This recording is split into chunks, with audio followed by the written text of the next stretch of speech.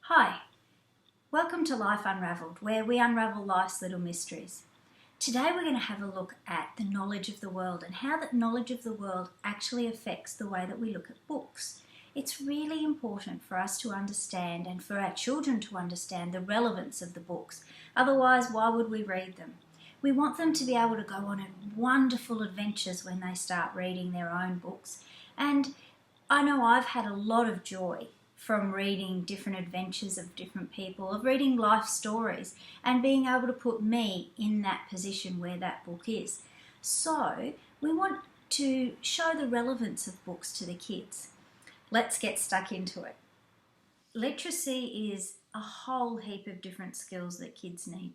And just now we're talking about the knowledge of the world. We've gone through all the rest of them, so you should have a fairly good idea of what we're talking about. But how can the knowledge of the world actually help us? Well, if we don't have an understanding of what's happening in the world, for instance, you've never been outside your back door, how would you know what grass felt like? And so what you need to be able to do is to help your children understand that what's in the books correlates to what we actually have in our lives. Now, one of the ways that we can actually do that is by making our own books. This is a great little book that my daughter and I did when she was 6 years old. So she wrote the story. Milo wanted to do something exciting, and there's little Milo there. So she drew the pictures and I then made the book for her. So I printed out the words first. He decided to go to the sunken shipwreck. Milo took his best friend, Little Dolphin.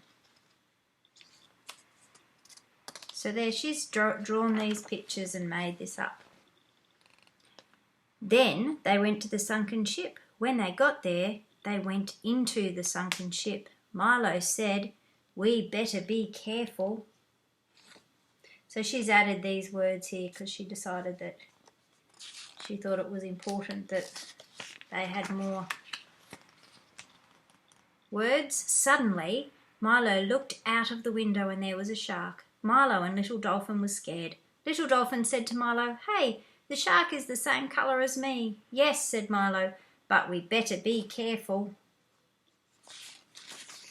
So you can get the idea, making these. She had a great story and I helped her develop that story. But she did it all herself and she made these beautiful pictures, and in the end the shark went home and so did Milo. It's wonderful to make your own books with your children. They love it and they'll read it again and again and again, and then when other kids come through they'll also read it again to their brothers and sisters.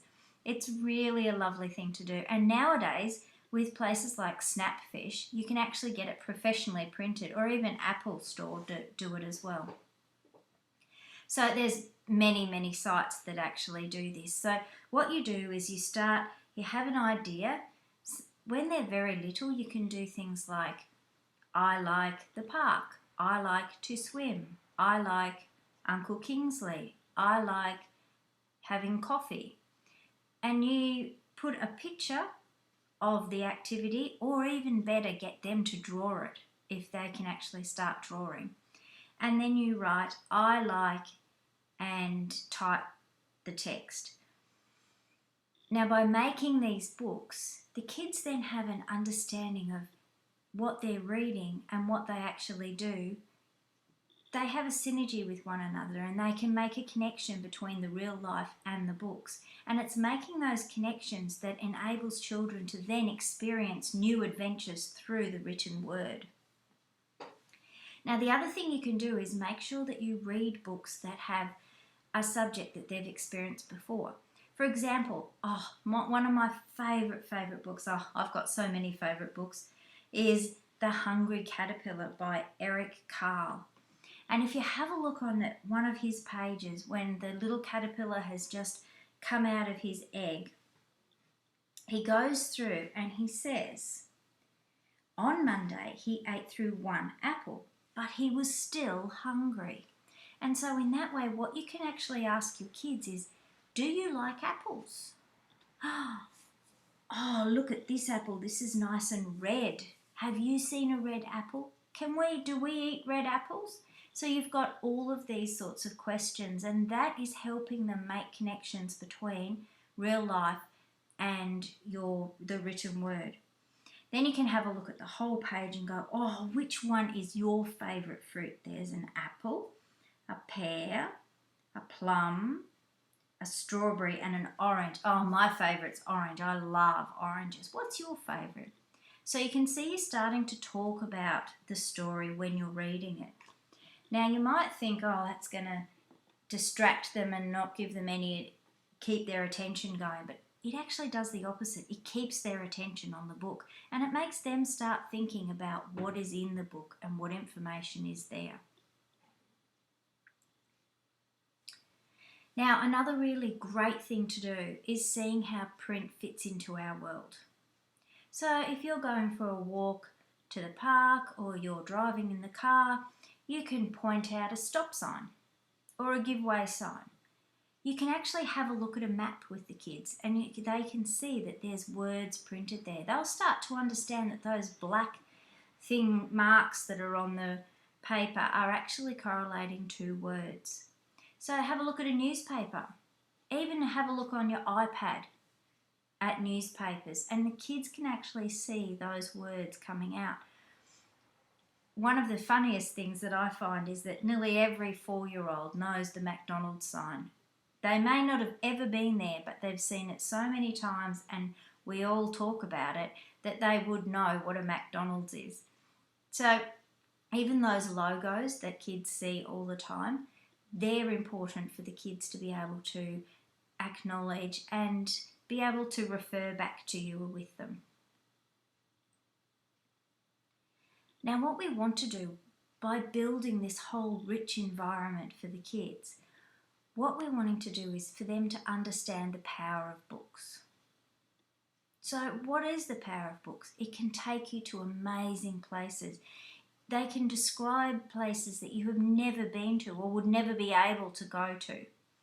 And in that way, you can actually expand your child's imagination.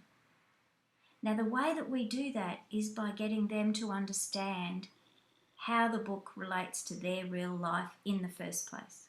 So once you have it and they understand that the grass is green and, oh, we have green grass, I know how that feels. And then when they decide to read another book later on that has purple grass on a distant planet somewhere, they can sort of relate that, oh, grass, I know what that is, and oh, purple grass, that's really strange. Or even flying frogs who fly on lily pads during the evening, and their imagination starts to flow. So we first have to help them to understand the power of the book. Get them to have a look at books that have all different sorts of animals. Australian animals, farm animals, going to the park, sleeping time, because these are activities that the kids do now. And so by having those activities and then being able to see those activities in the book shows them that there's exciting worlds and exciting adventures to be had in the different books that are all over the world. In the libraries, in the shops, everywhere you look, there's books. Now, another place that you can go to is actually the zoo. And have a look around. The zoo is not just for animals and going and having a look at the animals. There's a heap of information there.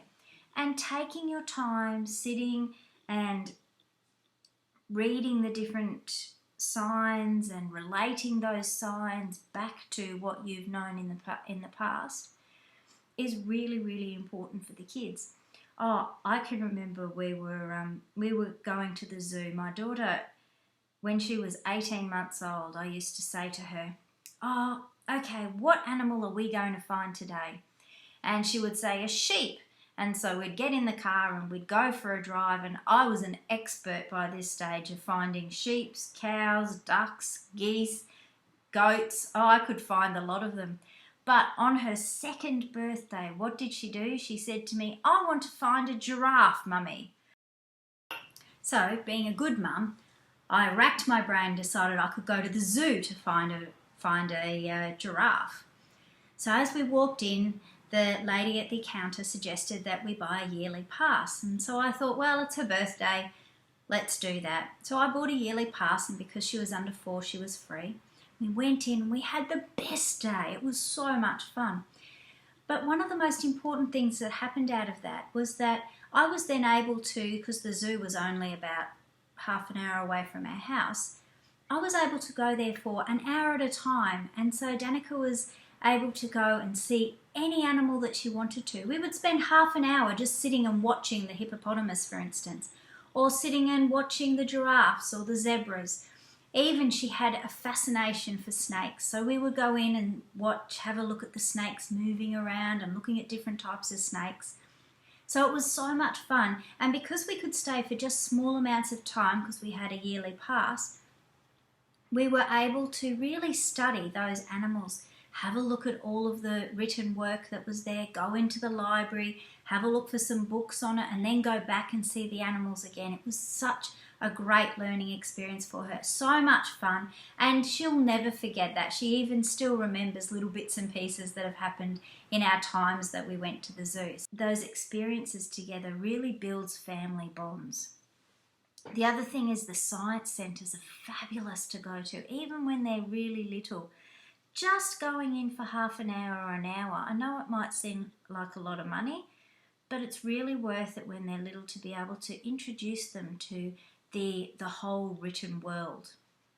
Another great time to be able to explore the knowledge of the world is when you go on holidays or when you're visiting new places, because as you actually visit the new places, you can find a whole heap about written words all over the place. Even when you're going overseas sometimes, that's a great time to have a look at all the different types of languages and the different types of letters that are used throughout the world. And those new places, you can then find books. But actually exploring Australia is a great thing for little kids because they feel very comfortable in our environment.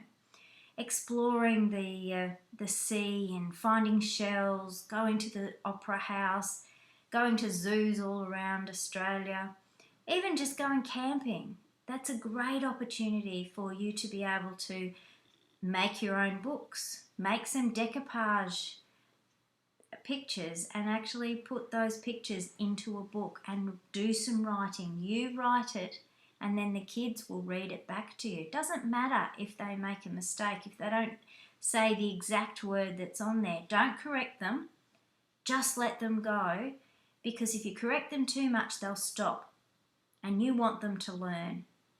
So just let them read the books to other people and have an incredible time. Journals are fabulous to do when you're visiting new places. And you can always take lots of photos on your phone. And even on your phone, there's apps where you can just do quick writing on top of the phone. And then you can just print out those into a book. So the sky's the limit nowadays with technology. Use technology, but don't let technology take over.